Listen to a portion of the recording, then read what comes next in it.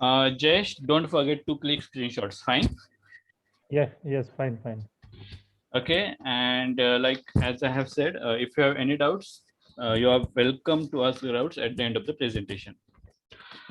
So, good morning, all. I am Suyog Dikshit, and I welcome you in this India-Bangladesh telecollaboration project. And today we are going to discuss about goal number 4, that is quality education. And as we can see, this is a team, and we are going to telecollaborate and discuss things among us. Before we start our presentation, let's have a very quick look about a few interesting stats about quality education in India.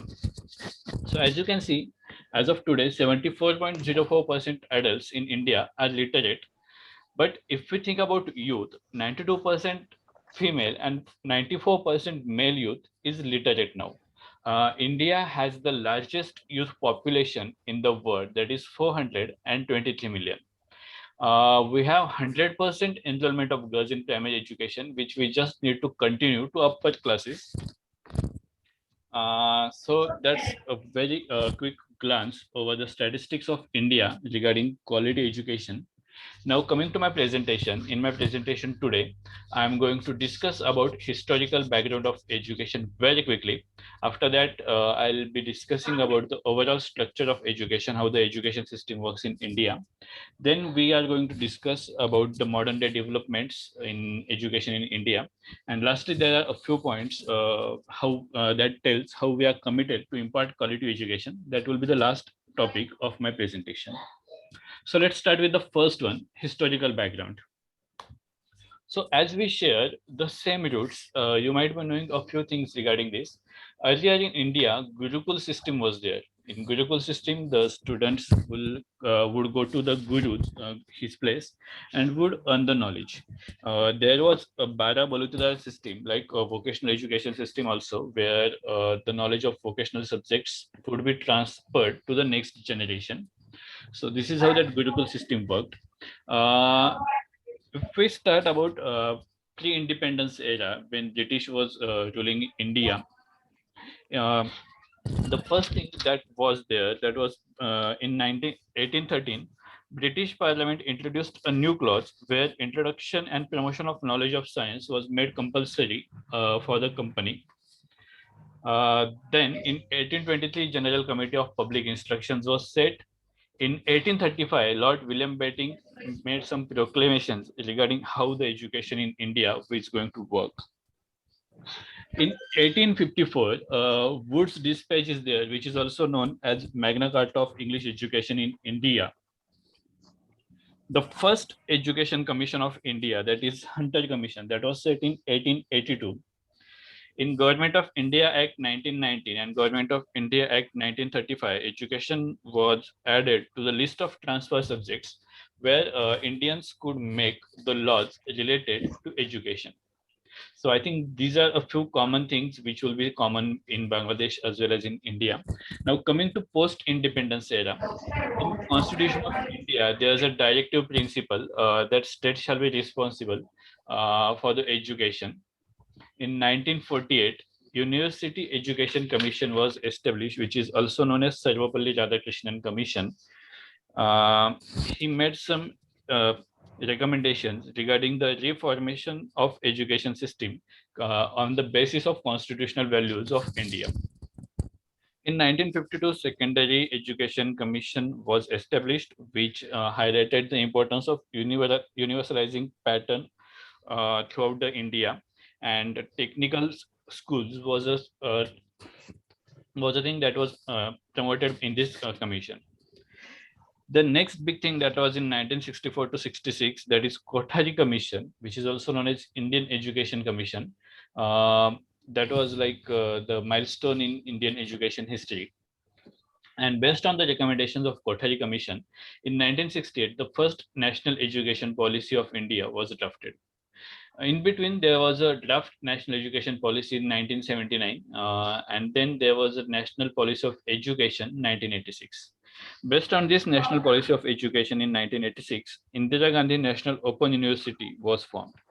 Then there is National Program of Action 1992, which is also known as National Policy of Education 1992. So these are a few like milestones in post-independence era about education in India. Coming to modern day developments, I have a dedicated slide for that modern day development. So I'm not going to discuss it at this point. In the later part of the presentation, you will come to know about these modern day developments. Now coming to the overall structure of educational system or the hierarchy of education in India. If we consider at the union level, in government of India, we have a Ministry of Education, which earlier was known as Ministry of Human Resource Development. Honorable Ramesh Pokhriyalji is a Minister of Education there.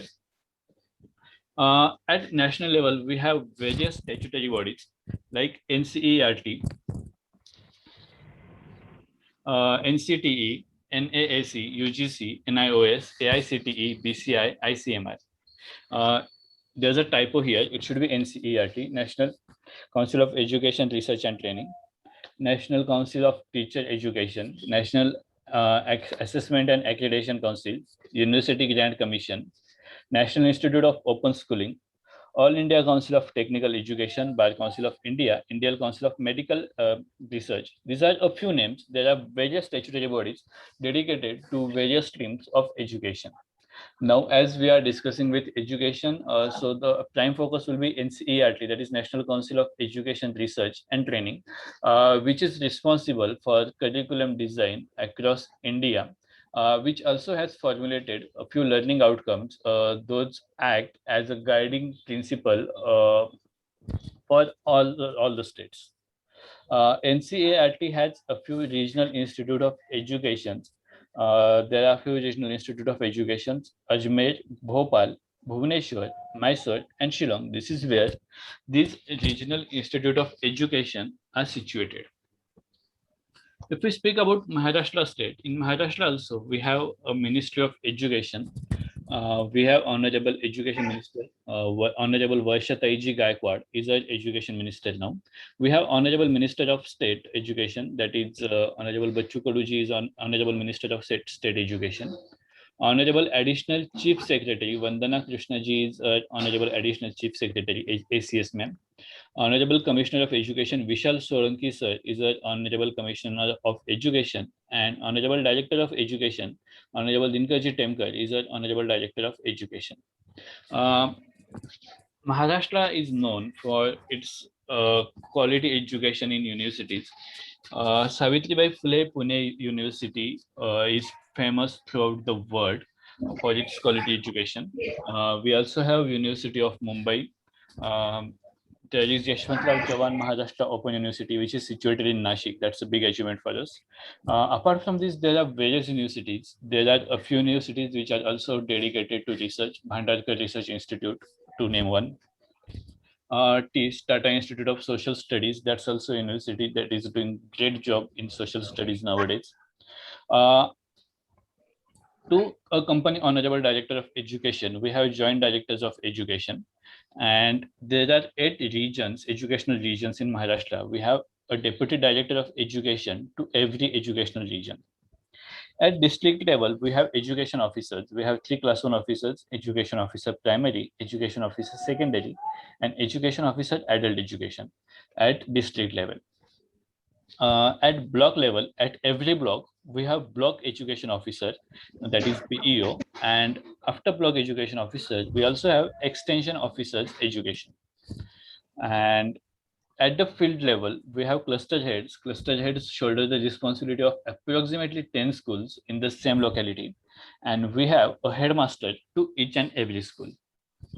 So this is something like administrative hierarchy. And if we come to academic part, we have State Council of Education, Research and Training, SCERT. Again, there are some bodies like Bal Bharti. Bal Bharti is a body which is responsible for the creation of textbooks. We also have Council of Examinations, which is responsible for taking examinations like typing examination and all that sort of things. We have 5 regional academic authorities. Nashik is lucky to have 1 regional academic authority also. There are a few regional academic authorities which are dedicated to a particular subject. For example, Regional Academic Authority Aurangabad which is also known as RA Aurangabad, is dedicated to English expertise. Then there's a body in Nagpur, which is also dedicated to science. At every district, we have District Institute of Education and Training, which we also call as DIET. DIET is responsible for the academic excellence of that district. They run different programs for continuous professional development of teachers. They also have DED colleges where they train the aspiring teachers. Coordinator of this project, Honorable Yogesh Sononi sir, he is a senior lecturer in DIET Nasik. In District Institute of Education and Training, we have a few expert teachers. In District Institute of Education and Training, we have a few subject assistants also who are expert in the particular subject. For example, Bharat Shirsat sir, who is assisting Yogesh Sononi sir in this project, he is a subject assistant at DIET Nasik. We also have a dedicated subject assistant to each and every subject. Coming to block, at block we have subject experts who cater the educational needs or academic needs of to cater the academic needs of the teachers in the particular block. And we have block research group and cluster research group also. Block research group, that is a research group of teachers at block, and cluster research group, that is for the particular cluster, where these teachers come together and like support each other and support the teachers from the same cluster or block. So this is how the academic wing of education looks in Maharashtra. There are a few important points I'd like to highlight before we move forward. In India, we have Indian Institute of Technology and Indian Institute of Management, which are world-class institutes. The students who pass out from IITs and IIMs have demand throughout the globe. All multinational companies look to get one of these students into their company. As you know, CEO of Google is also an Indian person. And there are a lot of multinational companies where the CEO and the important positions are there by Indian persons. Speaking about curriculum, a school can opt to have various types of curriculum. We have a state board curriculum. For Maharashtra, it is a CERT curriculum. There's a national-wide common curriculum, which we call as CBSE, Central Board of Secondary Education. Like say, for example, if I'm an employee who is likely to travel in different states of different states of India. So if my kid starts studying in Maharashtra board and after a couple of years I'm transferred to say some other state like Tamil Nadu, then that will be an issue for him. So for that, there is a CBSE who has the same syllabus throughout the nation. Again, if we go for overseas, we have ICSC board where the syllabus is in competence with Cambridge examinations. We have a chain of schools like Kendriya Vidyalaya Sanghatan, Jawahar Navodaya Vidyalaya, which is run by Government of India, and they are also known for quality education purpose. Experimental schools like Shantiniketan, I'm sure you must be knowing Shantiniketan very well because that was founded by Honorable Rabindranath Tagore ji sir. Again, there are Krishnamurti schools. These are like experimental schools. In Maharashtra also, we can find different experimental schools. Wabalwadi school is one school I love to recommend. That is an international school and there are very beautiful experiments going in that school. We have 5+3+4 structure at this point. That is first standard to fifth standard. That is primary education. 6th, 7th, 8th. That is upper primary education, and 9th to 12th, that is what we call as secondary education. If we think of schools in Maharashtra, we have various types of schools in Maharashtra. There are few schools which are run by local bodies like Zilla Parishads or municipal corporations. Then there are a few aided schools where government provides grant to these schools. Again, there are a few unaided schools which are which hope to get grant in future, but at this point they don't have that grant. And there are a few self-financed schools. In these self-financed schools, they don't expect grant from government. they are like competent on their own. To be a teacher in India, one has to pass various examinations, and there are various courses. To teach primary classes, that is first to seventh, one has to pass diploma in elementary education. Diploma in elementary education, or DLED, that is a course one can take after 12th standard. After passing this course, one has to appear for TET, and after one passes TET, he can join as a primary teacher. To be a secondary teacher, one has to pass Bachelor in Education, that is B.Ed. In addition to D.Ed and B.Ed, we also have Master of Arts in Education, which is also known as M.Ed. That is like higher degree in education. To be a professor in a college, one has to pass SET, that is SET eligibility test, which is different for different states in India, or NET, National Eligibility Test, that is common throughout the India. To be a teacher of primary and secondary, one has to pass teacher eligibility test, that is TET. At this point, we have arts, commerce, and science stream available for students. In addition to these three streams, we also have vocational education in form of Indian Technical Institute, that is ITI. We have a separate statutory body, National Institute of Open Schooling, which promotes open schooling for the kids who cannot join schools. We also have open universities, as I have mentioned a few, Indira Gandhi National Open University, Yeshwantrao Chauhan Open Universities. These open universities also promote open schooling and education for all. Like, as I have told you, I'm completing my BSc, and that is possible only because of these open schooling and open universities. If you go through any study material which is created in any state of India, you will find a few common things. That is, gender equality is taken care of. Like, whenever we are designing any sort of material, we focus that there is gender equality, and girls are given the equal opportunities as boys. Again, we focus that there is no discrimination on the basis of caste, creed, and religion. We believe in open opportunities and education for all. So there's no discrimination in all these things. Even like when we are creating content, and if you go through any textbook, you will find names of that students or names of the characters which represents different religions. So this is how we focus on discrimination, no discrimination thing. And in Maharashtra, if you in Maharashtra, we have equity cell.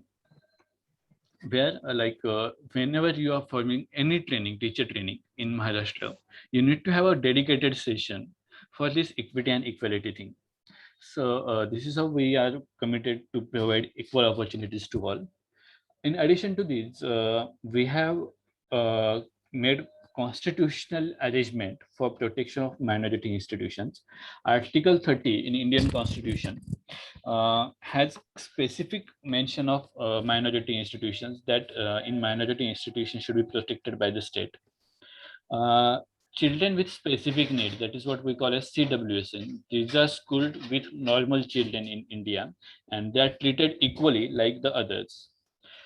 We also focus on local languages. As you know, India has big landscape, and there are various languages spoken throughout India. So we try to give opportunity to each representation to each and every local language. So this is how one can say about the overall structure of education system. Coming to modern day developments, as I have told, right to education that was brought by the 86th constitutional amendment, which removed Article 45 and Article 21 was introduced. The Article 21 reads, the state shall provide free and compulsory education to all children of the age of 6 to 14 years in such manner as the state may by law determine. So this is the Right to Education Act. We also have continuous and comprehensive evaluation, which we also call as CCE. In CCE, we focus on formative evaluation as well as summative evaluation. Informative evaluation, that is like a continuous process, and summative evaluation is taken at the end of the term. Fine. So this is how the evaluation goes in India. Now, just now, like a few days back, we have introduced a National Policy of Education 2020. This is a groundbreaking policy and which has not many arrangements, new arrangements, like the one is about reformation of the structure. As I earlier have told you, we have 5+3+4 pattern. Now it is going to be replaced by 5+3+3+4. We are starting our education from the pre-primary state itself, from age 3 to second standard. That will be our first step, 5 years. From third standard to fifth standard, that will be our second step, 3 years. Third standard to eighth standard, that is the next step, and 9 to 12, that will be the last step. So we are focusing on catch them young. We also have focus on foundational literacy and numeracy in this national policy of education. In addition to this thing, there's a thing which we have introduced, that is Indian knowledge system, where we are focusing on Indian languages, Indian knowledge part like Ayurvedas and all that things in this policy. And vocational education is also going to be introduced from sixth standard. That is also one of the important aspects of national policy of education. Now that is a big document and have too many provisions, so it is like impossible to cite all these things in a single presentation. It is a topic that may take a couple of hours if we are speaking only about NP itself. So that's a big thing. Now let's come to the next topic, that is providing quality education to all. In Maharashtra state, Maharashtra government provides free textbooks and uniform to all the students. Maharashtra government also provides a scheme which we call as midday meal scheme. Under this scheme, every student is given a meal by the state government. For the girls in like deprived categories, we have attendance allowance, which we call as Upasthiti Bhatta. That is like when a girl comes to school, state gives the girl some money. This is how that attendance allowance works. We also have different scholarship schemes to ensure that everyone gets education and no one is left behind. Savitribai Phule scholarship, minority scholarship, Suvarna Mahotsavi scholarship. These are the various scholarship programs that we run. I'm sorry, I forgot to add here. We have amazing scheme running right now in the state, that is Child Defender Movements. Under this Child Defender Movement, we reach to the children who are deprived of education and bring them to the main flow of education. This is how that Child Defender Movement works. Child Defender Movement has brought a revolution in the education field of Maharashtra. To ensure the quality of education and to enable our students to compete at international level, we have National Achievement Survey, that is NAS, or State Achievement Survey, that is SAS. We take such type of exams of our students and ensure that we are providing quality education to our students. Every teacher can get academic support by diets or by block level experts or by CRGs or by BRGs, block resource groups. Government of Maharashtra has signed an MOU with British Council for the continuing professional development of teachers, and where we came with a revolutionary model of teacher training that we call as TEJAS, Technology Enabled Education through Joint Action and Strategic Initiatives. This model of continuing professional development was followed by different countries like Egypt and others, which was originated at here in India. WhatsApp movement or WhatsApp revolution is something that I'd love to talk about. Now, with the advent of WhatsApp, to connect with like-minded people and to keep abreast of the advancements in education, teachers have made various WhatsApp group and teachers stay updated with whatever is going on in the field of education. And this has changed the scenario of education completely in Maharashtra. So they share their good practices, they share their concerns, their ideas, even they share their education material, lesson notes, and this is working well for throughout the state, and teachers are getting motivated, they are getting platform to share their ideas. So this WhatsApp revolution is like revolutionizing the education field, and where teacher development is at the center of this revolution. Now, when these things come, they don't come as a single thing, they come in bunch. When we think about WhatsApp, the next step we have techno-savvy teachers, and these techno-savvy teachers have made miracles in technological field. As you have seen Suyog's blog yesterday, there are many teachers like me who have started writing their own blogs. You can find there's a YouTube channel dedicated to education by almost each and every teacher in Maharashtra. Again, teachers make different questionnaires on various platforms like Google Forms, Quizzes, Kahoot. Again, teachers make smart PDFs, and they share various initiatives how to integrate ICT in information and communication technology in teaching and learning. And Honorable Yogesh Sohani sir also runs a group at Nashik level, ICT Nashik, where we discuss about various technologies and how these technologies can be integrated in day-to-day teaching and learning. So this is how Government of India and Government of Maharashtra is dedicated to provide quality education to all. And I'm sure all these initiatives will result in something good. The next topic that I'm going to discuss, that is about dealing with COVID-19 pandemic. So as you know, since last year, all of us are dealing with COVID-19 pandemic, and this has forced to close the schools for the major time of the year. Only schools after fifth standard were open for very limited time. But having said this, teachers have found different innovative ways to reach to students. Teachers have created WhatsApp group of these students. Teachers have visited the students in person and guided them. A few teachers have set up mics on temples and use the mics and speakers for teaching. A few teachers have also made worksheets and circulated the worksheets among students. There are various YouTube videos, different educational material, educational PDF that is also shared with students by teachers. Even state government has also initiated a few beautiful programs like Swadhyay Upakram, Tilimili, that is a program on television. So this is how we ensure that though this is COVID pandemic and schools are closed, but education should not stop. And this is what we call as Shala Band, Pan Shikshan Suru. That is, those schools are closed, but education is not stopped. Education is continuously going on with these different new techniques. And I'm sure that these techniques, though afterwards, after this COVID-19 pandemic, schools will open, but these techniques and these ideas will remain with us forever. On this note, I'd like to stop my presentation. Thank you very much for your attention, and thank you very much for giving me the opportunity to present here. Now I'm open for questions. If you have any question, I'm open for this. Thank you very much.